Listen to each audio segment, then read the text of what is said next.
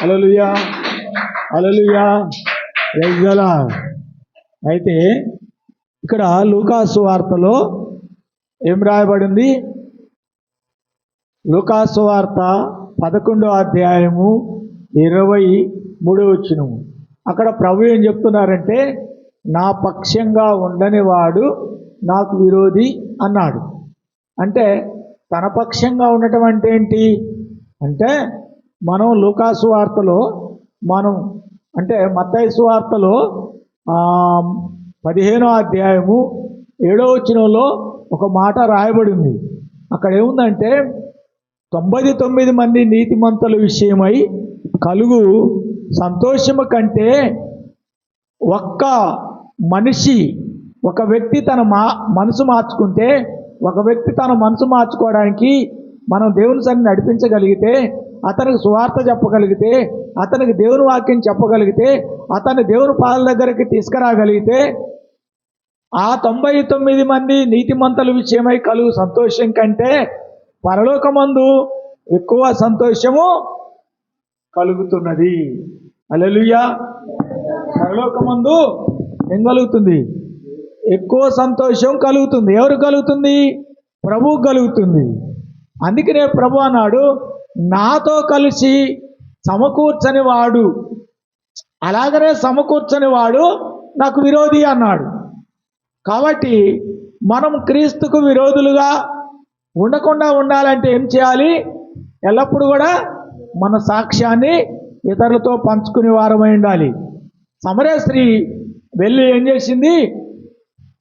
తన అర్జెంటు పనులన్నీ వదిలిపెట్టేసి తాను వెళ్ళి అందరికీ సాక్ష్యం ఇచ్చింది. తన సాక్ష్యం ద్వారా మరి ప్రభు దగ్గరికి చాలామందిని నడిపించింది. అలాగనే మార్కు సువార్త 1వ అధ్యాయము మనం లాస్ట్ వచ్చిన చూసినట్టయితే, ఒక కుష్ఠరోగిని యేసుప్రభువు వారు దయతో బాగు చేశాడు. బాగు చేసిన తర్వాత ఆ కుష్ఠరోగి అక్కడి నుంచి వెళ్ళిపోయి ఏం చేశాడంటే, తన సాక్ష్యం అనేకులకు చెప్పుకున్నాడు. చెప్పుకున్న తర్వాత మరి అనేకులు ప్రభువు దగ్గరికి రావటము జరుగుతున్నది.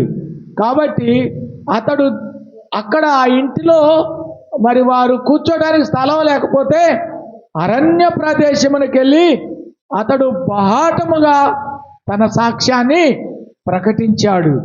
అందువలన ఆ కుష్ఠరోగి ఇచ్చిన సాక్ష్యం వల్ల ఎంతోమంది ప్రభు పాదాల దగ్గరికి నడిపింపబడ్డారు.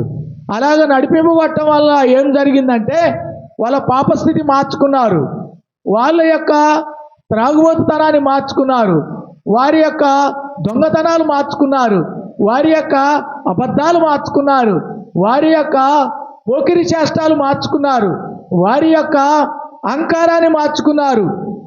అయితే వారు ఆ విధముగా ప్రజలకు తమ సాక్ష్యం ద్వారా ఇతరుల్ని ఆ రక్షణలోకి నడిపించారు. కాబట్టి ఆ విధముగా ప్రభువుని గణపరిచారు.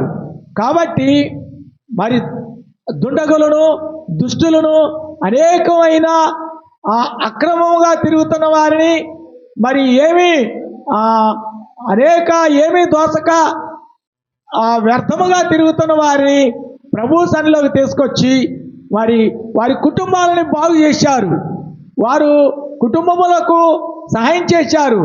వారికి మనశ్శాంతి లేకపోతే మనశ్శాంతిని బోధించారు. మరి హృదయంలో నెమ్మది లేకపోతే హృదయంలో నెమ్మదిని బోధించారు. ఎలాగంటే వారు పవిత్రమైన సాక్ష్యం ఇచ్చి, పరిశుద్ధుని గురించి సాక్ష్యం ఇచ్చి వారు క్రీస్తులోనికి చాలామందిని నడిపించారు. కాబట్టి ఈ విధముగా మరి వాక్యం వింటున్న ప్రతి బిడ్డ కూడా తన సాక్ష్యం ద్వారా తన యొక్క దేవుడు తన పట్ల చేసిన అద్భుత కార్యములు అనేకులతో పంచుకుంటూ మరి అనేకులను ప్రభు సన్నిధికి నడిపించాలని ప్రభు కోరుకున్నాడు. అలాగే నడిపించడం వల్ల ఏం జరుగుతుందంటే, లూకాసు వార్తలో మరి మత్తయి సువార్తలో 15వ అధ్యాయము 7వ వచనం చూసినప్పుడు, అదే లూకాసు వార్త 15వ అధ్యాయము 7వ వచనం. అయితే 99 మంది నీతిమంతుల విషయమై కలుగు సంతోషము కంటే ఒక్క వ్యక్తి తన పాపిష్టి జీవితం మార్చుకుంటే, తన అక్రమం జీవితం మార్చుకుంటే, తన పోకిరి చేష్టాలు మార్చుకుంటే, తన యొక్క ఆ స్థితిని మార్చుకుంటే దేవునికి ఎక్కువ సంతోషం కలుగుతుంది. కాబట్టి మరి ఆ ప్రజలకు మనం ఎలా మేలు చేయగలం, దేశానికి మనం ఎలా మేలు చేయగలము, మన గ్రామానికి మనం ఎలా మేలు చేయగలము, తోటి వాళ్ళకు మనం ఎలా మేలు చేయగలము, మంచి మాటలు చెప్పి వాళ్ళ మంచి దారిలోకి తీసుకొచ్చేసి వారిని వారి కుటుంబంలో గలిబిలిని తొలగించింది దేవుని మాటలే. దేవుడి ద్వారా దేవుని మాటలు మనం ఇతరులకి తెలియజేయటం వల్ల ప్రజలకు ఎంతో మేలు జరుగుద్ది, ఎంతో వాళ్ళలోంచి కీడు తొలగిపోద్ది. కాబట్టి కీడు తొలగించే క్రీస్తు మాటలను ప్రకటించి సాక్ష్యం రూపంలో తెలియజేసి ప్రభువుకు మహిమ కలిగించి అనేకులకు మేలు కలిగించే విధానమైన సాక్ష్య రూపములో మాటలు పంచుకొని ప్రభు పాదాల దగ్గరకు మరి అనేకులను నడిపించమని ప్రభు కోరుకున్నాడు.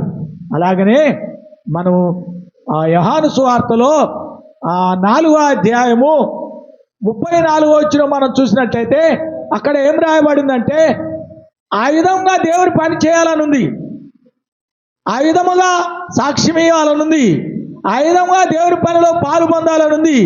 అందుకే నాడు నా పక్షంగా ఉండనివాడు నాకు విరోధి, నాతో కలిసి సమకూర్చున్నవాడు చెదరగొట్టువాడు.